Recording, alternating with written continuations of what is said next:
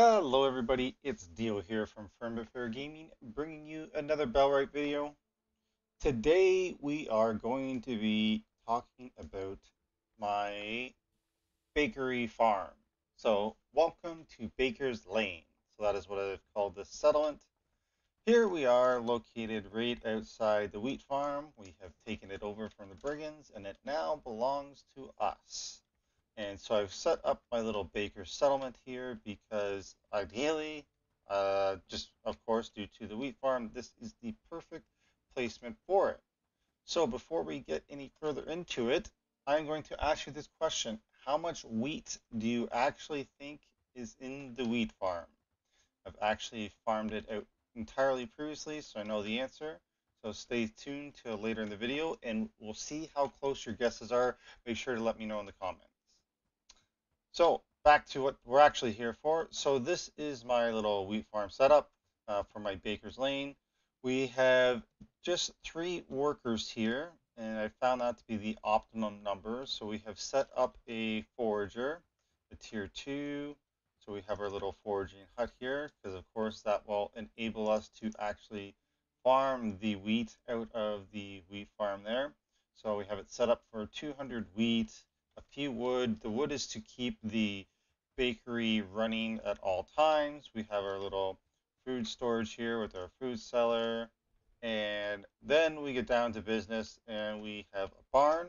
I felt a barn was all we needed because all we're doing is shipping things out of this outpost to other places. So the barn is more than enough to hold the wheat and the grain and a little bit of other stuff. For us, we got our house to house our 3. And then of course we have our thrasher. And so it's always at work. So we're just wanting to have about 200 grain. And then of course we have our bakery, and we're only making bread so far out of the bakery, and we get actually pretty good production out of it. And then of course lastly we have our windmill. So there are a couple things that I do want to call out.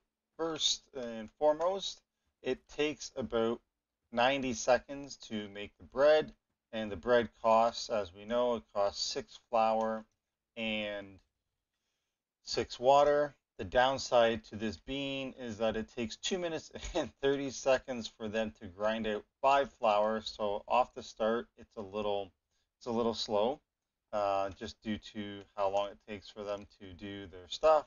But once you get it up and running and you build up a little bit of surplus from the windmill, then you can kind of just have both running at all points in time. So my 3 people, I have, if I just go to my Baker's Lane here, so we can kind of show you how I have them prioritized to make sure that they are utilizing in the most efficient possible. So I have one person who's only going to be doing the harvesting of the wheat. Everybody has set up to be doing crafting. And then I was having issues determining if the bakery is crafting or cooking, so I just set them both to 1 that way to ensure that they would be doing that. It turns out that it is cooking, so there we go. So we have that set to 1, so everybody will make sure to put the bread ingredients in first, and then they will go about doing the crafting of the, well, 2 of them will anyways prioritize the crafting from the thrasher as well as the windmill to make sure that we have enough grain and then flour, so we can always keep in supply for that. So basically, if things run as smoothly as possible, the bread output of the bakery should be around, so let's see, we got 72 yesterday, we're already at 64 today, and it is only, well, the day is about almost over. So we're going to get close to 72. Again, I think they have maximum potential of about 90 bread a day. So if we want to do some math on that, just so 90 bread, each bread, gives you 5 hours worth of food. So if we had 90, that would be, man, second math. So 5 times 90 would be about 450 hours worth of actual fuel for your workers. And if we say that our workers work for about 18 hours a day, that would give us enough bread in a day to cover 25 workers. And then you could just distribute that out to your different places. So really, if we wanted to, we could build another bakery, and we'd probably need to put down a farm and grow some wheat here if we wanted to run a second bakery and a second windmill. Because if we go over to the actual farm, you can see we're starting to make a little bit of a dent. I mean, it does grow back at a fairly good pace, so I don't expect this to ever run out.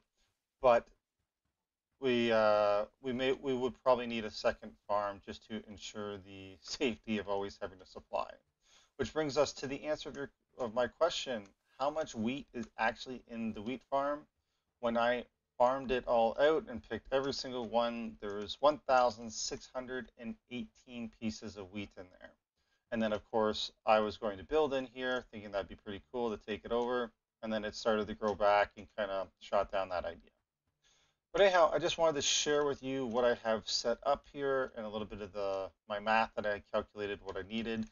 I think I will be adding more to this, a second windmill and another bakery, and throwing down another farm, just to increase my bread output so that I can just have those deliveries sent to all of my working outposts, and then allowing my inns and my everything else and my cauldrons and all that to just be creating wood for my army, and that's kind of what I have in mind for this. So anyhow, this is my wheat farm. Let me know if you have any other similar setups in your games. I'd be curious to hear what other kind of specific farms you guys have set up. Be happy to hear about that and learn some more about the game as well. So this brings me to the end of the video. As always, we appreciate your likes, shares, and subscribes. So please click those buttons. And until next time, we'll see you in the next video.